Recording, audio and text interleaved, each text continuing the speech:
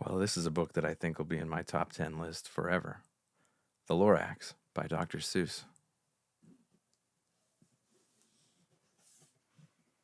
Look at the beautiful end pages. The mysterious Onceler and the Lorax.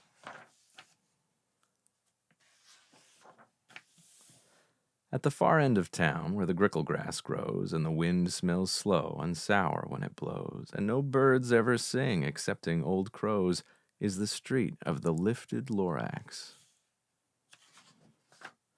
And deep in the grickle grass, some people say, if you look deep enough, you can still see today where the Lorax once stood, just as long as he could, before somebody lifted the Lorax away. What was the Lorax, and why was it there? And why was it lifted and taken somewhere? From the far end of town where the grickle grass grows. The old Onceler still lives here. Ask him, he knows. You won't see the Onceler, don't knock at his door. He stays in his lurkum on top of his store. He lurks in his lurkum, cold under the roof, where he makes his own clothes out of mufford moof, and on special dank midnights in August he peeks out of the shutters, and sometimes he speaks and tells how the Lorax was lifted away. He'll tell you, perhaps, if you're willing to pay. On the end of a rope he lets down a tin pail, and you have to toss in 15 cents and a nail, and the shell of a great-great-great-grandfather snail. Then he pulls up the pail and makes a most careful count, to see if you've paid him the proper amount. Then he hides what you've paid him away in his snub, his secret strange hole in his groovulous glove. Then he grunts, I will call you by whisper-ma-phone, for the secrets I tell are for your ears alone. Slup. Down slups the whisper-ma-phone to your ear, and the old Onceler's whispers are not very clear, since they've come down through a snurgly hose, and he sounds as if he had smallish bees up his nose. Now I'll tell you, he says, with his teeth sounding gray, how the Lorax got lifted and taken away. It all started way back, such a long, long time back. Way back in the days when the grass was still green, and the pond was still wet, and the clouds were still clean, and the song of the swami swans rang out in space, one morning I came to this glorious place, and I first saw the trees, the truffula trees, the bright-colored tufts of the truffula trees, mile after mile in the fresh morning breeze.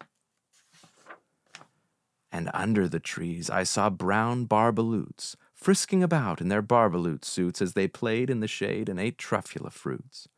From the ripulous pond came the comfortable sound of the humming fish humming while splashing around. But those trees, those truffula trees, all my life I'd been searching for trees such as these. The touch of their tufts was much softer than silk, and they had the sweet smell of fresh butterfly milk. I felt a great leaping of joy in my heart. I knew just what I'd do. I unloaded my cart. And in no time at all I had built a small shop. Then I chopped down a truffula tree with one chop, and with great skillful skill and with great speedy speed I took the soft tuft and I knitted a thneed. The instant I'd finished I heard a gazump. I looked. I saw something pop out of the stump of the tree I'd chopped down. It was sort of a man. Describe him? That's hard. I don't know if I can. He was shortish and oldish and brownish and mossy, and he spoke with a voice that was sharpish and bossy. Mister, he said with a sawdusty sneeze, I am the Lorax. I speak for the trees. I speak for the trees have no tongues, and I'm asking you, sir, at the top of my lungs. He was very upset as he shouted and puffed. What's that thing you've made out of my truffula tuft? Look, Lorax, I said, there's no cause for alarm. I chopped just one tree. I'm doing no harm. I'm being quite useful. This thing is a thneed. A thneed's a fine something that all people need. It's a shirt, it's a sock, it's a glove, it's a hat. But yes, it has other uses far beyond that. You can use it for carpets, for pillows, for sheets, or curtains, or covers for bicycle seats. The Lorax said, Sir, you're crazy with greed. There's no one on earth who would buy that fool thneed. But the very next moment I proved he was wrong, for just at that moment a chap came along, and he thought that the thneed I had knitted was great.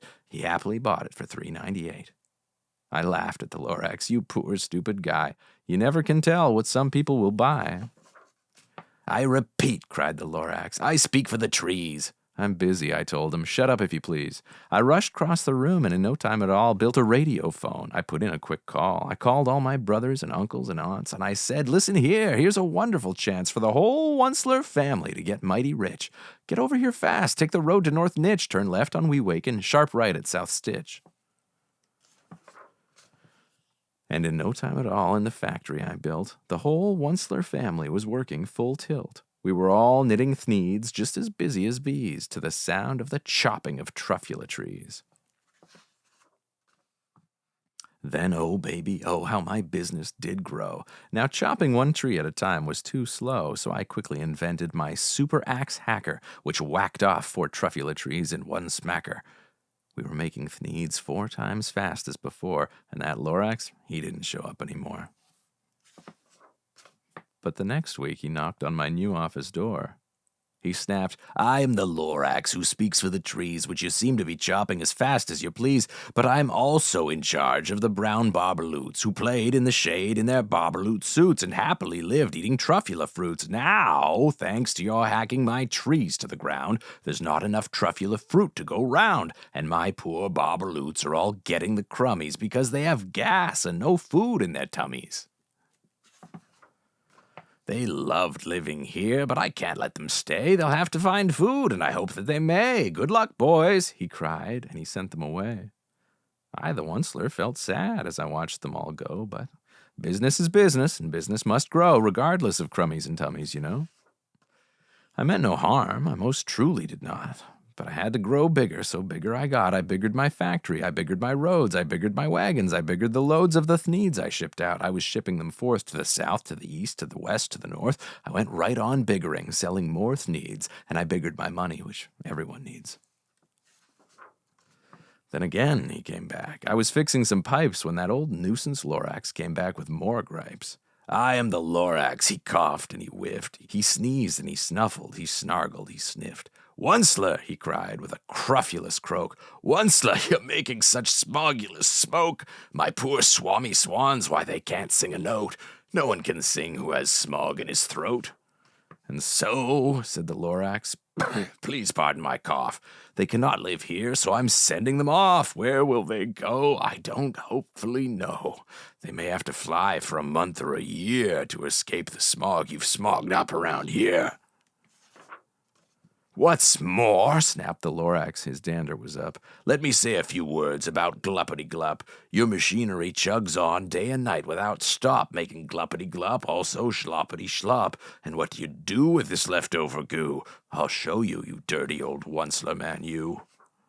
You're glumping the pond where the hummingfish hummed. No more can they hum, for their gills are all gummed. So I'm sending them off. Oh, their future is dreary.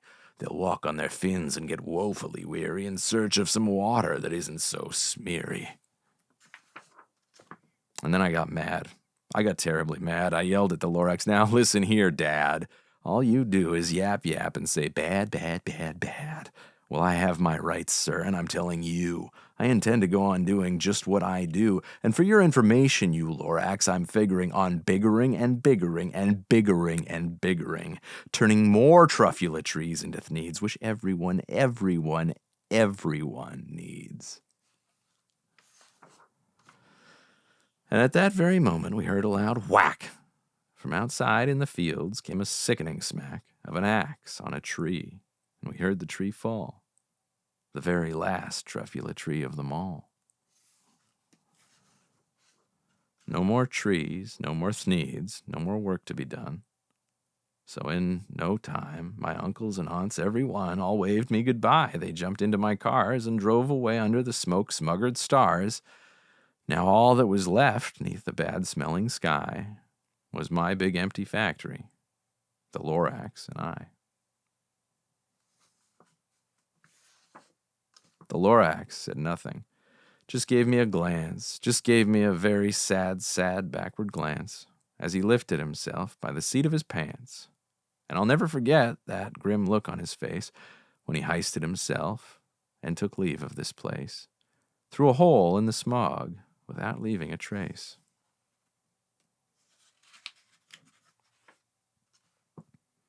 And all that the Lorax left here in this mess was a small pile of rocks with one word, unless.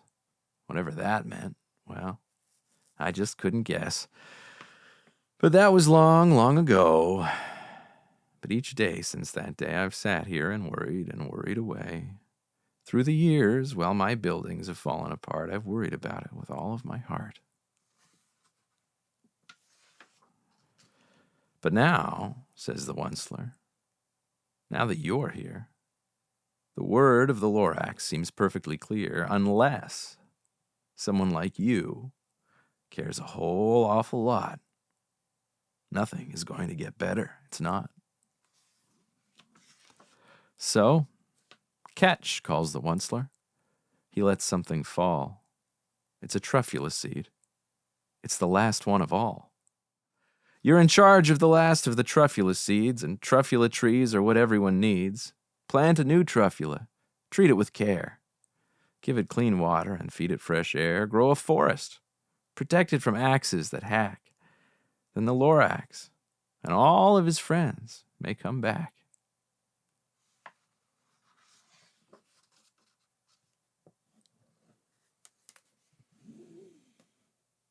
What a good one. I think it's one of the best Dr. Seuss books.